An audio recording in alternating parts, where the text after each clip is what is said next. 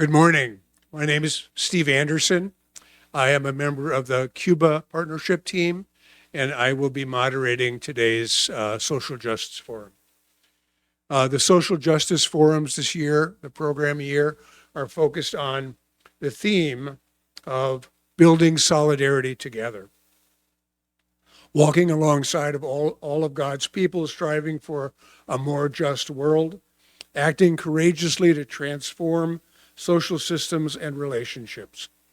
This morning, I'll be joined by two of my good friends, Tim Hoagland and Ed Cunnington, to talk about the current situation in Cuba, our efforts to install clean water systems, including the upcoming one at a pediatric hospital in the province of Pinar del Rio, and then also to reflect on the partnerships that we have in Cuba, which are multiple, with a partner congregation in the town of Matanzas, El Redentor, the General Presbyterian Church in Cuba, and lastly, with the Evangelical Seminary, based in Matanzas, but now expanding to Havana through the efforts of Westminster and other members of the Presbyterian Church to help them expand and provide education to those who want to understand and become pastors in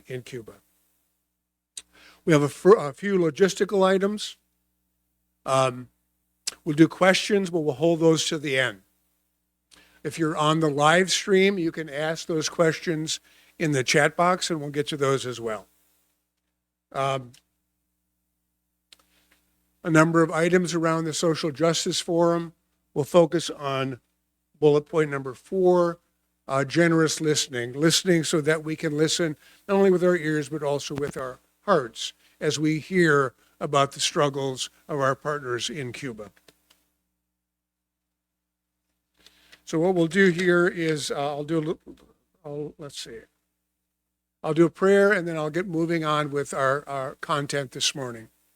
So let us pray. Holy One, God of justice, breathe into us today a spirit of curiosity and humility. Help us engage with mindfulness, following the lead of voices from our community. Guide our speech and our self-awareness so we may honor the divine in all people. Amen. So again, we'll talk about building solidarity with our Cuban partners.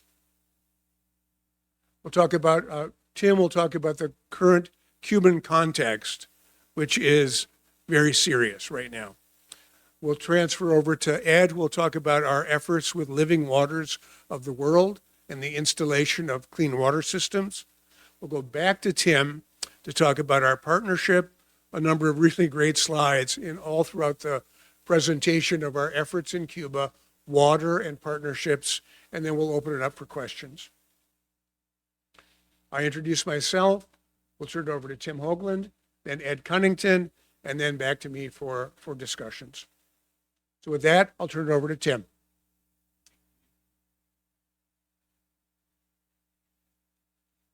Okay, good morning. Okay, I didn't check what the temperature was in Matanzas, Cuba today, but it's warmer than this. Sometimes we fascinate the Cubans with taking pictures of what's outside our window, and it's just like, got nothing. But anyway, quick introduction for me. My wife, Glenn, and I have been members here for a long time, 30 plus years. And we kind of stumbled into the Cuba ministry by accident. Our daughter went to Cuba, I think, went around Ed's first trip back when we were doing vacation Bible school and thought that was great. And then we went on one of the partnership trips. Was it 2018 or 2019, Barbara? I can't remember. But anyway, one of those. And I got called into this ministry a little bit because in real life, I started out, I was working on a PhD in U.S. foreign relations, but ended up working in museums at the Minnesota Historical Society and teaching at the U and stuff. And so I'm going to talk about the Cuban context, but a lot of the things when you do work with the Cubans is you got to remember that the Cubans are there. They can speak to us and all these things, so I hate talking about them like they're ghosts in the room. So we had a video sent to us that will give us a quick greeting from the pastor at El Redentor, a nice no lineare. So I'm going to pull the plug and go to a new plug. We'll see if it works.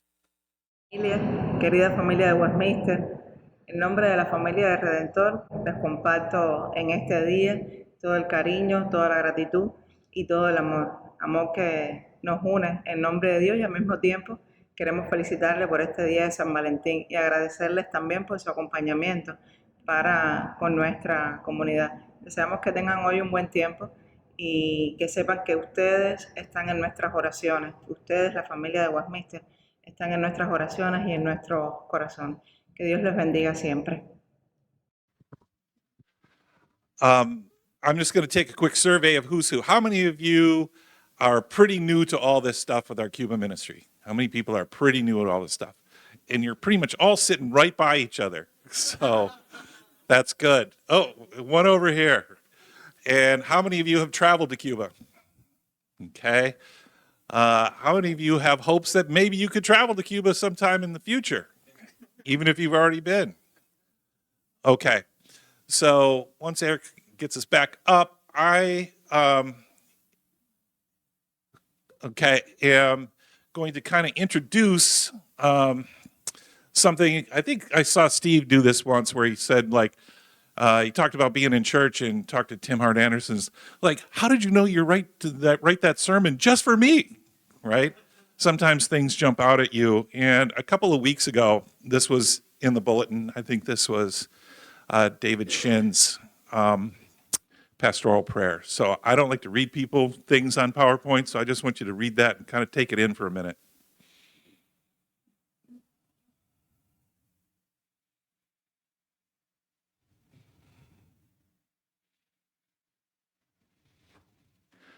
There's nothing that kind of captures the moment of the Cuban context and our partnerships with our friends in Cuba probably than this, right? Because there's a million things going on. How many of you have like found that you just had to turn off a lot of stuff in the world right now? To the point where it's just flooding you so much you just can't take it in anymore, right? And then, so today, as we're going through this, just take a moment of pause and think about this and reflect. And we'll talk a little bit about how the Cuba ministry team has done a lot of discernment in our approaches, and we'll try and capture that. So I'm supposed to talk about the Cuban context. Now, as a historian, I could sit here and tell you a million things about the history of the United States and Cuba. It really is a soap opera. It just has got things. If you sit down with Dwayne, he'll tell you even more, right? But this is basically it in a nutshell, at least for the 20th century and before.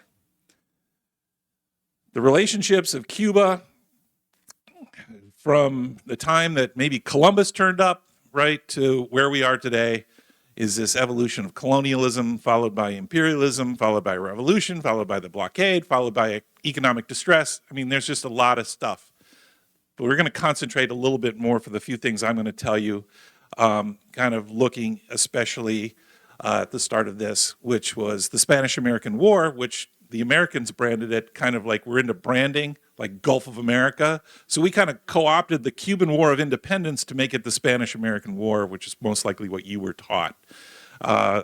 And the domination of the United States in the Caribbean and Central America, starting with the Big Stick, the Panama Canal, back in the news, and things like that. But you know, if you kind of have to try and put some of this in a nutshell, where the United States approached the Spanish-American War and the acquisition of actual colonies, right, for, you know, this great irony of American history that we were a colonial entity that fought for independence and then later on took our own colonies. But Cuba was kind of a special thing. If you notice, we ended up with Puerto Rico as a U.S. territory, the Philippines, things like that. But Cuba was set up because it was very controversial because of this, you know, the issues of slavery, and they were looking at Cuba potentially becoming a slave state, da-da-da-da-da. The Teller Amendment meant that we couldn't take Cuba in that way, but we dominated Cuba through other legal and constitutional means that basically we were overseeing their government in many different ways. And this captures essentially the spirit of paternalism that the United States had over Cuba, that protecting Cuban independence from these people called insurgents that were trying to upset the blanket protection that the United States was providing to Cuba, okay? And so when you look at kind of, okay, over the 20th century, the United States built up the Cuban infrastructure, water systems, electrical systems, extracting resources, all kinds of things, right? Until you ultimately get to the revolution. This is the street outside of the First Presbyterian Church in Havana, is what it looks like now. And so you see all of this infrastructure that's starting to crumble because of the effects of the blockade. And remember, the Cuban government doesn't get off the hook for this either. There's a lot of choices they could have been making differently throughout this process. But kind of what gets lost when you think about all of this economic distress and political unrest and all the other things is that there also has been this. There has been spiritual renewal. The Cuban government at one point in time was an atheist state. Religion just very operated at the margins. You got to remember the Catholic Church was seen as largely a system of oppression in colonial Latin America. And, you know, the revolution comes in back, if we go backwards, you know, in the tower of the First Presbyterian Church, Havana, actually was a radio transmitter for Radio Rebelde. So our Presbyterian Church was a center for communications for the Cuban Revolution. And they kind of moved from that, I think, I don't know, Dwayne, when did the Cuban Constitution change? Do you remember? Anyway, if you remember, Pope John Paul II visited Cuba. There was kind of different things. And religion ended up getting a new foothold in Cuba. And right about the same time that Tim Hart Anderson comes here, and we start this partnerships with the church in Cuba and the congregation at El Redentor in Matanzas. So we'll get into that a little bit more, but the context right now, I was talking to Gustavo Anais' husband, who's kind of her partner in ministry, and I said, Gustavo, you guys stopped sponsoring terrorism for 6 days, and then you started sponsoring it again. He goes, I know, we move fast down here. And so this congregation is just kind of caught in this meat grinder. We can go on and on about who did what and why and who's responsible to it, but a great philosopher once said, we are where we are. And I think for a lot of people in the ministry team, I think we spend a lot of time focusing on what can we do for the church and specifically this congregation to live out the gospel as best they can in the midst of chaos. And one of the great things that happens down there in terms of helping the quality of life of the Cuban people and our relationships with them is the Living Waters for the World project, which our very own Ed Cunnington is a member here, but also the coordinator of Living Water of the World for installations all across the island. So Ed, are you ready? Come on up. All right. Applause for Ed.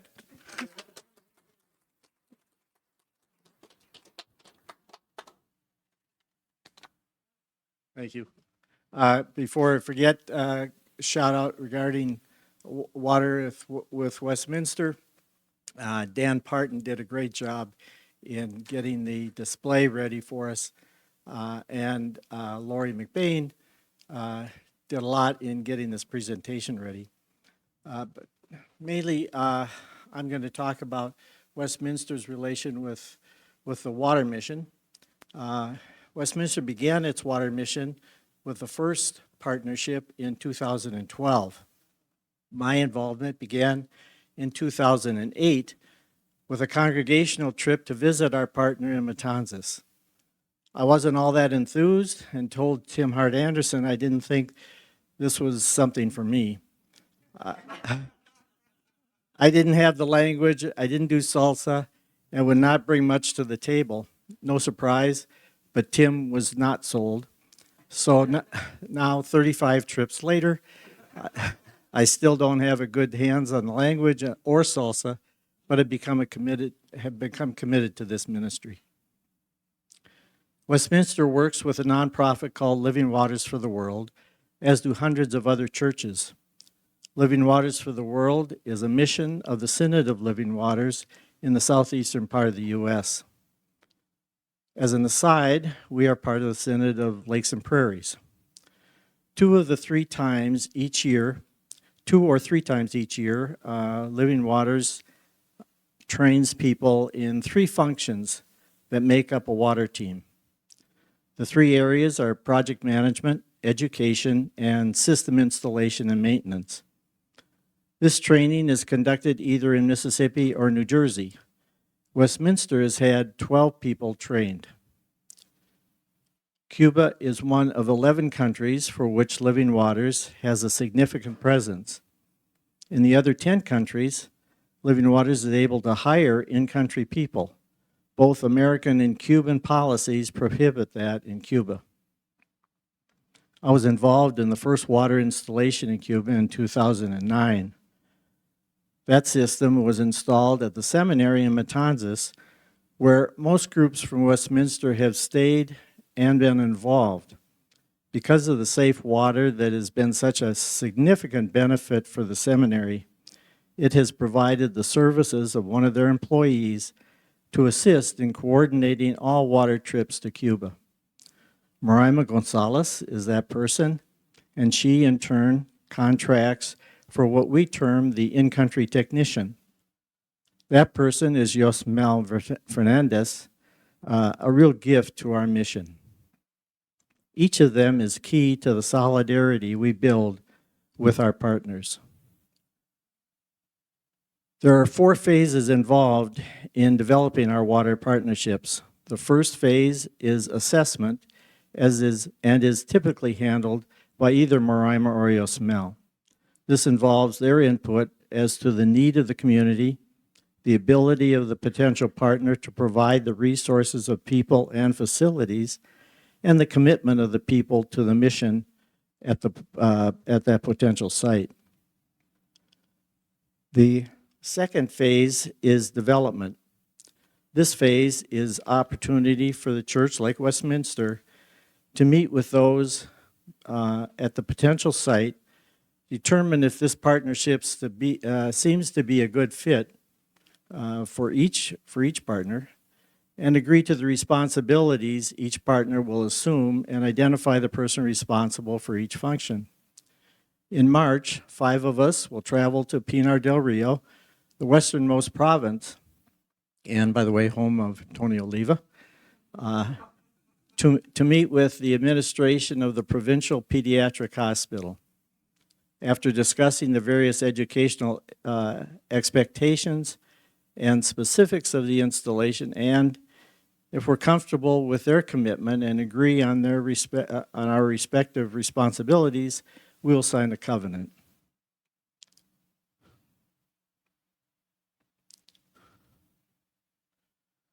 The third phase is that of installation.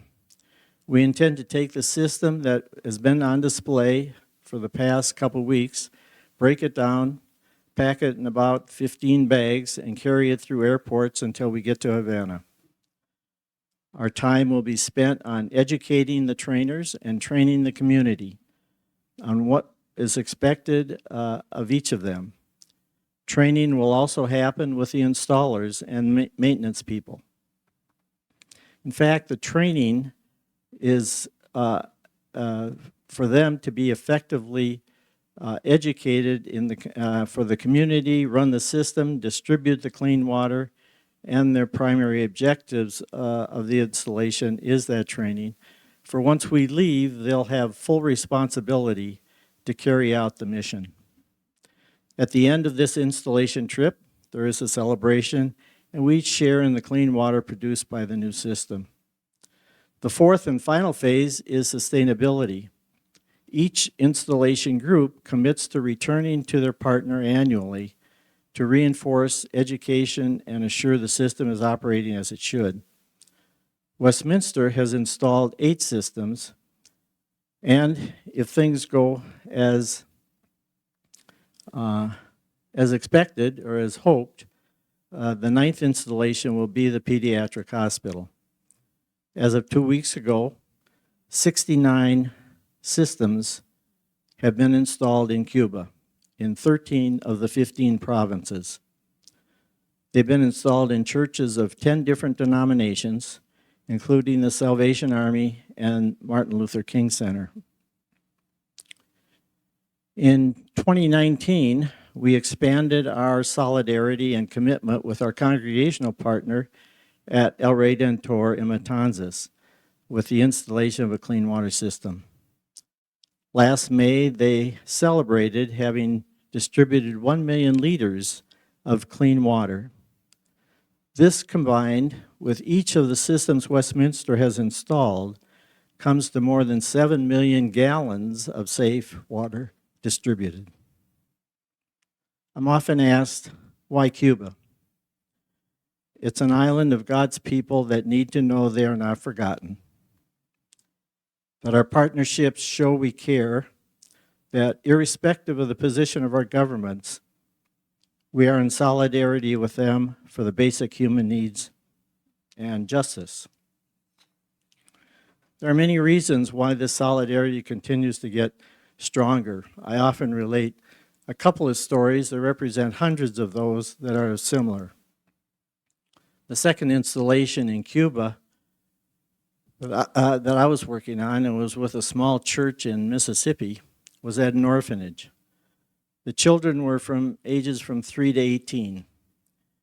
11 months later, after the installation, I was there and met with the director of the orphanage. I asked how things were going, and he said that prior to the installation, he would have to go to the clinic to get 2 to 3 times a week to get medications for diarrhea, dysentery, all the gastrointestinal issues that the kids had. My director said since the installation, that's 11 months later, he had not been one time for those medications. Yeah. One of the earlier systems Westminster installed was at a church in a small town which shortly after our installation experienced a cholera outbreak that killed 15 people in the community. During the outbreak, the church had long lines of people to get safe water to drink. At the end of the outbreak, the government came to thank them for the service to the community. The pastor said that he had never seen that before, and further that he now had 2 congregations, the one normally there for Sunday service and the one that he got to meet and introduced to the church while they stood in the line for water. We indeed are walking alongside our siblings in Cuba as we build solidarity together. And I'm going to go off script for about 30 seconds because for those of you that are looking for the results of the Section 4 AA girl gymnastics meet, because I know you are, the young woman that came in second in the beam and second in the vault, and number 1 in the floor, number 1 in the bars, and number 1 all around, and is going to take her team to the state tournament next weekend. She also helped construct the water display out there. And she'll be one of the 5 of us that go to the development trip in Pinar del Rio in March. And she was baptized here. Delaney Cunnington.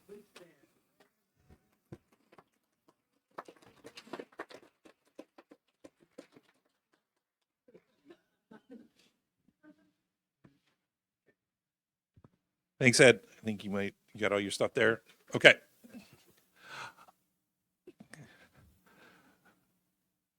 So, off script, my 14-month-old grandson said Papa for the first time. Okay. So at the end, during questions, everybody can have their milestone, but that is pretty amazing. Right. So when we talk about partnerships, and Ed mentioned this briefly with Living Waters for the World, One of the key things that we have to remember is that these are covenantal relationships, okay? And so passing around right now is an example of some of our covenants that we have with the El Redentor congregation and the Presbyterian Church in Cuba, the IPRC. So you can see kind of what we're committing ourselves to. And it's one page, but still profound to see what we're doing. So I'm going to talk about the layers of our partnerships. And the first one we'll talk about is El Redentor in Matanzas. Matanzas is about 70 miles or so northeast of Havana. So kind of up on the coast. Matanzas historically was a major port city, a point of embarkation for a lot of enslaved people coming into the New World. And this is the church on a very busy corner. If you ever try to do video interviews at all in El Redentor, it's just a constant blare of honking horns and motorcycles and trucks just whipping around that corner. But they kind of anchor that community down there. And how many members would you say they have at El Redentor now, give or take? What do you think, Barbara? 60. And so for that small church in that location with a water system and everything, they're kind of a hub of activity. And that congregation has a lot going on. And our covenant relationship with them extends through 2027. And then we'll look at renewing it one more time. And as a congregation, they've had transition. So if we go back to our first kind of covenant with them that was worked out with Tim Hart Anderson and others, a lot of times when you think about doing this, we feel like it's hard to get out of your head that we're going down to Cuba to help them. Oh, because we're here from a big congregation in Minneapolis and we're Americans, and Americans have a mindset of we're going to go down and help you, solve your problems. It's what we do. The covenant relationship flips that around because it's all about mutual responsibilities. And the pastor that they first worked with said, we don't need you to come down here and solve our problems. We're Cubans. We're pretty resourceful, and they really are. And it's really, you want to come down and be our friends and hang out and live in solidarity together, that's fine. But the idea traditionally of the mission trip to fix something, to paint something, to do whatever, it's like they didn't really have any interest in that. And so that kind of set the foundation for partnership travel, and people have gone over the years, is to just be with and live in solidarity with the congregation down there. But like a lot of things, have you ever been related to a church that's going through transition in leadership? Okay, seeing no hands. That church, the longtime pastor retired, and there was transition. And then finally, Anais and her husband Gustavo, both graduates of the seminary, came into the ministry at El Redentor. And the place has now become this nucleus that radiates energy throughout the community with a water system. And we were talking to them the other day, because of the demands of the current economic situation and rolling blackouts that can last 15 to 18 hours a day, depending on where you are. El Redentor is strategically located next to the Cuban Communist Party headquarters for Matanzas and very close to a hospital, so they're a little more stable on the electrical grid. Whether it's the hospital or the Communist Party, this is a matter of debate. But they were running their water system for a cycle and distributing water. They are now running it 7 days a week and distributing water at a rate 3 times what they were doing before. We'll get to our food ministry here in a little bit, but because their power is on more, it means their freezer and their refrigerators are on more. But in the neighborhoods up the hill and around, with the power being on, just try to imagine your life if your power was out 15 to 18 hours a day. What are you going to do with your food? And so they're having a lot of loaves and fishes moments down at that church for the neighborhood or for the congregation and the community. And so we were there on Valentine's Day a few years ago, and here's a picture of our group. And turns out Cuban kids and families love balloon animals. Go figure, but this gives you an idea. When we had gone in 2018, the sanctuary had just been renovated. If you imagine what it's like to try and keep the paint on the wall of a church next to the ocean in the Caribbean, it's not easy, right? A lot of salt there, so they stay on top of that. But they have a very rich and varied congregational life, from church on Sunday to a variety of Bible studies and things. And you should know that all great meetings in Cuba happen on white plastic chairs. Just so you know, okay? They have exercise classes. So they meet in the courtyard of the church for exercise. They have a men's group, right? That is not as active as the women's group, but they are really trying to put some energy behind that. The women's ministry, the women of the church meet very regularly, and they work on a lot of handwork, different crafts. And when we had a delegation down there recently with Barbara, Elaine, and Kay, they talked about whether or not we could create a circle with the women making things, bring them up here for the fair trade fair here, and then trying to get more materials down to them. Some of the things that they make, I can't see if you see it, a lot of it is paper folding, that these little bags are all made out of folded paper.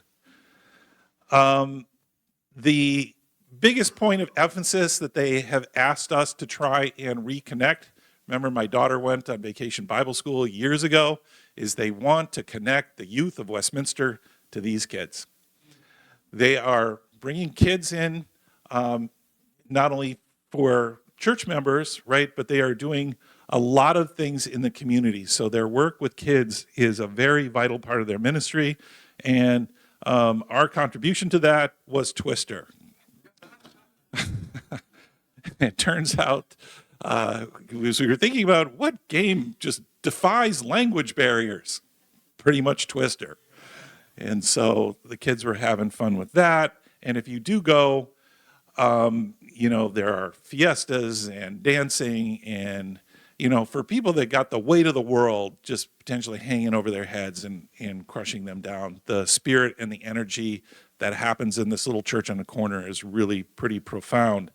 And the new pastor, Anais, kind of reframed the way we talk about each other in terms of family, which is really a different way of thinking about things, and opened up some opportunities for us to engage with that congregation in ways that we hadn't thought about before, right? So how do you relate as a family? And technology has actually helped. Steve was lamenting the good old days when you had to hand a paper-written message to somebody who would courier it into Cuba to hand it to somebody who would get it to somebody somewhere in the neighborhood, and then you would wait like 6 months for somebody to hand a letter to somebody. But then came WhatsApp. This is what WhatsApp looks like in the El Redentor group. It's like emoji, a prayer, I need some medicine, I need some things, emojis and gifts and things. It's just like every day.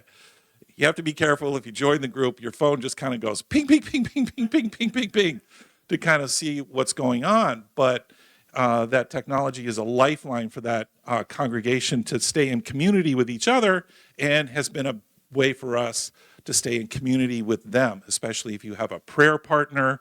Some things that used to be difficult are a lot easier now with technology like WhatsApp.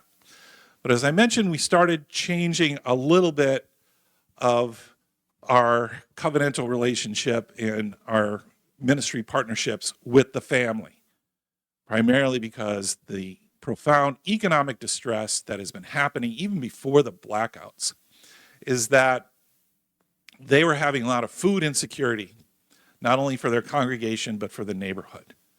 And so when we went down recently, you can see we've got spices and coffee and da-da-da-da. I mean, we were bringing in a lot of stuff that we normally wouldn't do. I forget how much it weighed. It was in a zillion suitcases. And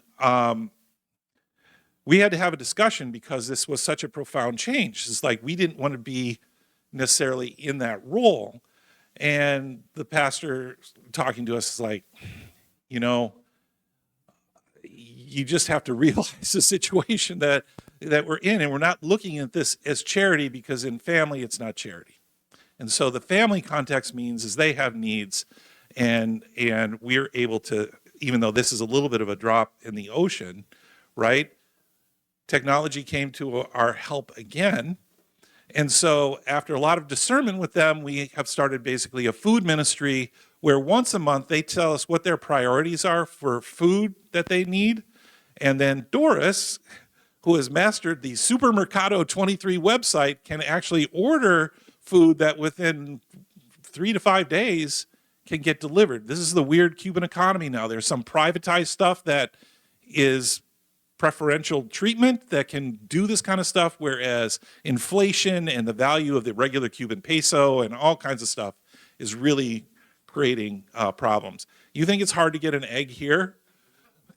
It's like, it can be really tough in Cuba. But in the midst of all that, largely Gustavo is some sort of gifted construction manager. And I think back in the day when you stayed at the church, because you may have been there when Hannah was there, right? The facilities did not look like this. And that they have been renovating the church because our groups that have been traveling to Cuba have largely been staying up at the seminary, up the hill in their dormitories, and commuting down to the church would create a disconnect. But the church is able to host 10 to 12 people now, and so that will change our travel.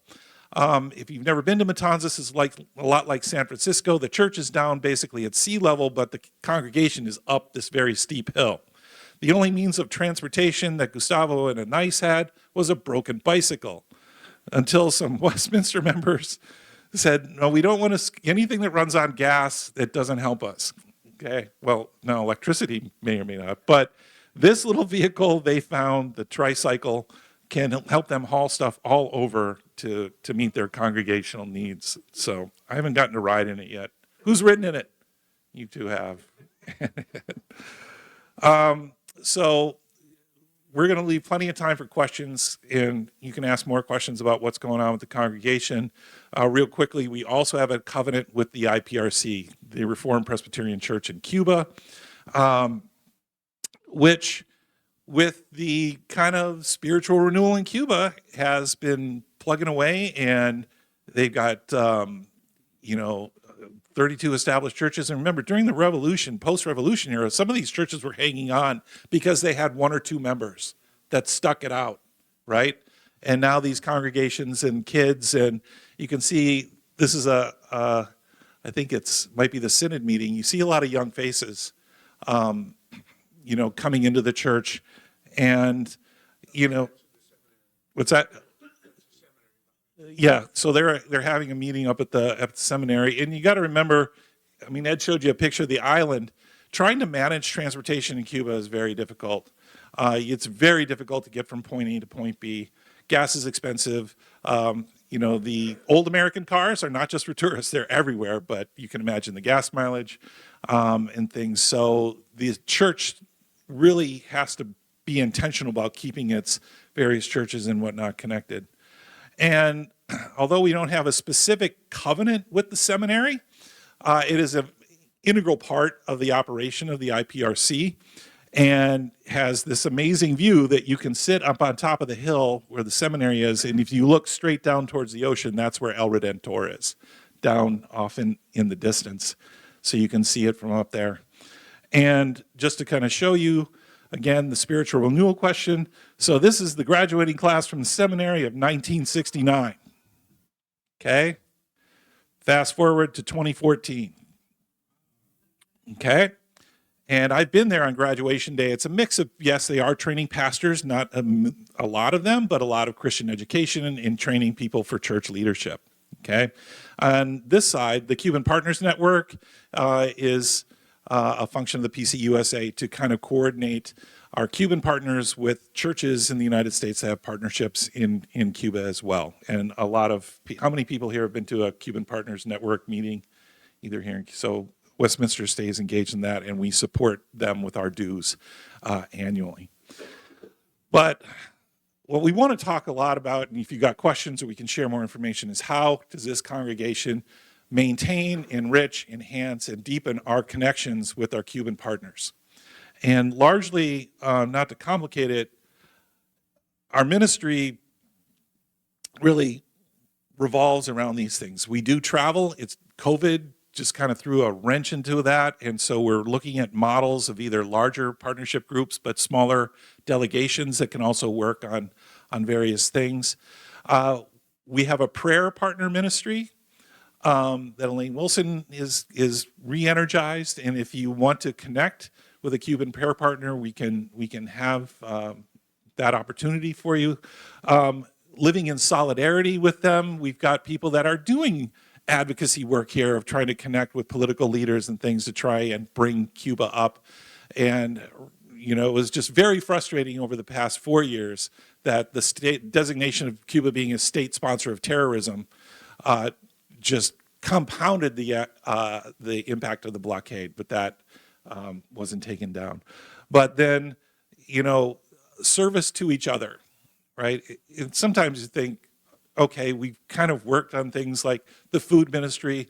They've actually started a baseball team, and we have been bringing baseball supplies down there for kids that are in the congregation in the community. So they have a coach and they feed the kids and different things. And we have the water ministry that Ed has been coordinating. So we do have sign-up sheets, and maybe, Steve, you can go grab, there's 2 clipboards and maybe just circulate. If you're interested in this, just want to get on what we call the list so you can get more information, just put your name down. I'll have a QR code if you want to scan that here in a second. But a lot of this relates to the solidarity, because we're coming from a place of abundance to a place that has a lot of economic scarcity and things like that. What is not scarce in Cuba is our ability to witness people living out the gospel in ways that we can only imagine. And I think anybody that's traveled can see how that works. And our focus moving forward is to really keep working on that and just being the family that they've imagined. And like I said, we are where we are, both in terms of our church situation and theirs. And as we go forward in the next year or 2 years and try to think creatively and imaginatively and prayerfully what we can do together, I think is the fundamental challenge. So if you want to take an online 5-question survey, you can just point your phone at that, or you can sign up with your email address on the little clipboard that's going around. But now it's either questions or if you have any comments. And we make sure that you get a microphone if you want to get that. Okay. Oh, go ahead. We got a question from the chat.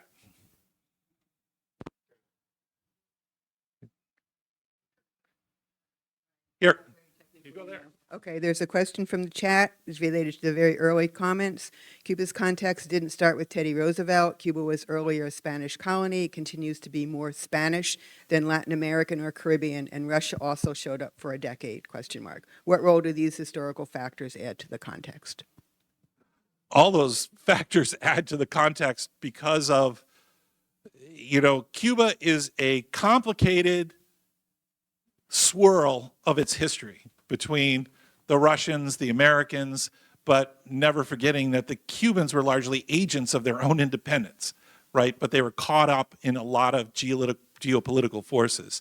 As I mentioned when I got into this earlier, we weren't going to go into the deep dive of Cuban history because that would take a day and it would require drinks and snacks. So I would encourage people, if you want to dig into those things and just look at, I'll just mention one thing, because Cuba's going through this economic distress that was only comparable to what happened when the Soviets pulled out and the Cuban economy collapsed, similarly but even different. And that you can tell Cuban kids that were raised during the special period when their diet and their calories and all these other things, because they're smaller. So, there are deep and profound consequences for the geopolitical things that that happen within Cuba. Again, not taking the Cuban government off the hook for decisions that they're making as well. But it's the people of Cuba that end up getting caught up in that swirl. So thanks for that question. So Tim said that I like the non-technical way of communicating. So for Valentine's Day, a lot of our young people sent Valentines down to Cuba, and we got this back. They got sent through the Cuba Partners Network. The kids there made a big Valentine for us. They left a blank for a picture of our kids. So we're going to put a picture of our kids on there and send it back to them. So you can do both technology, but also the old way as well. This must make you so happy, Steve. It made me very happy. Okay, any other thoughts or questions? Go ahead. I live at, is it on? Yep, you're I good. live at Beccawood, and they take teams of people over to Cuba, and then we get information about what has happened, and they just love the people there, and they can't understand why we can't help them with this blockade that we have with them and how it's affecting them. Can you talk about that a minute? This is, again, the fundamental question about the relationship. It involves sugar. It involves the expropriation of land by the Cuban Revolution and Cuban Americans living in Miami who want their land back. Sometimes old grudges die hard, but it is something that defies logic. I mean, I'm just going to give you one frame of reference. Okay, is the country of Vietnam still a communist country? Answer, yes, it is.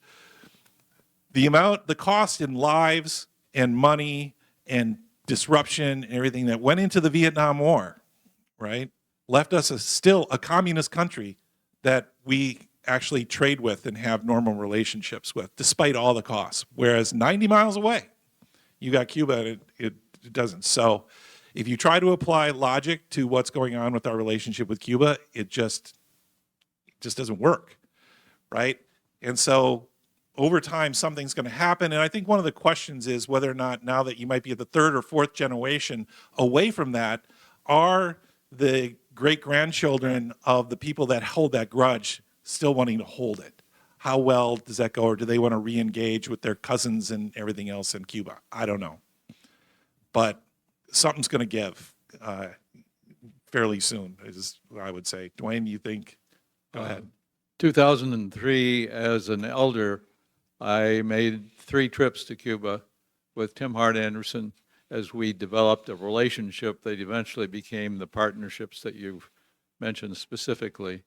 And more recently, I've become a blogger about law, politics, religion, and history. And Cuba is a major focus of my blog. And the major source of good information about what's going on in Cuba is a website that's published in Madrid, Spain, Diario de Cuba, which has been going on for 15 years. And I've been amazed, for example, the recent UN General Assembly condemnation of the U.S. embargo against Cuba. There was no mention of it in the New York Times, the Washington Post, the Wall Street Journal, and other major sources of information in the United States. But it was fully explored and discussed in Diario de Cuba. And now they are trying to raise money to keep it going.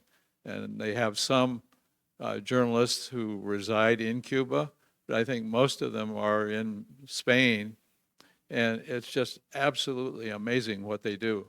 And as I was sitting here thinking, we should write an article about our partnerships with Cuba and submit it to Diario de Cuba, which would give us greater exposure to the world at large. And I'm willing to work on that. Okay, thanks, Dwayne. Anybody else with any questions or?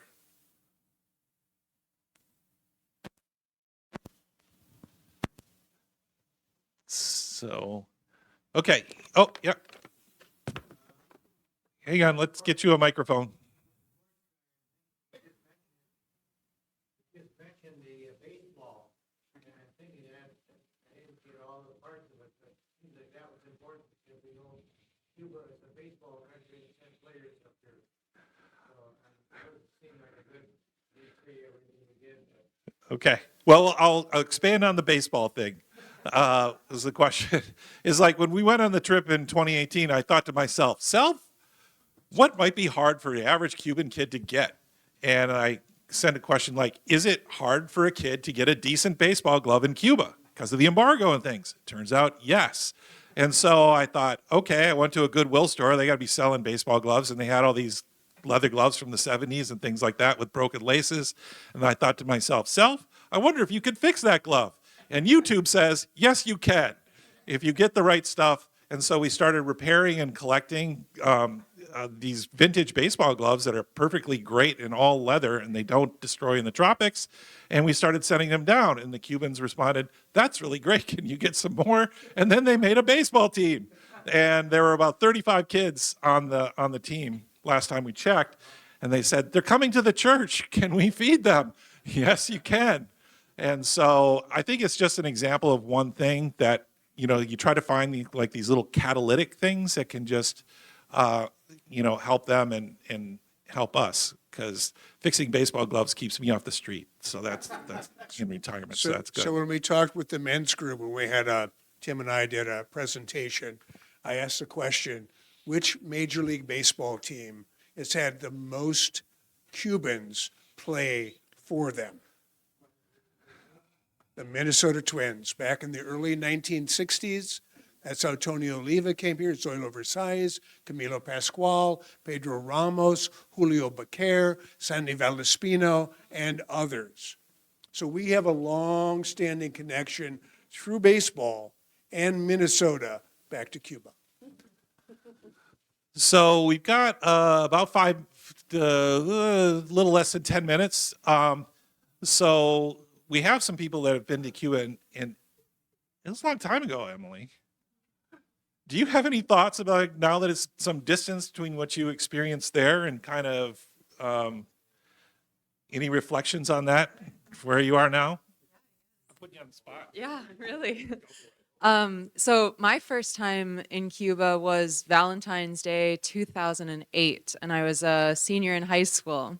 Yeah, a long time ago, and I sang Mac the Knife, and I told people it was a song about love. That was in my broken Spanish.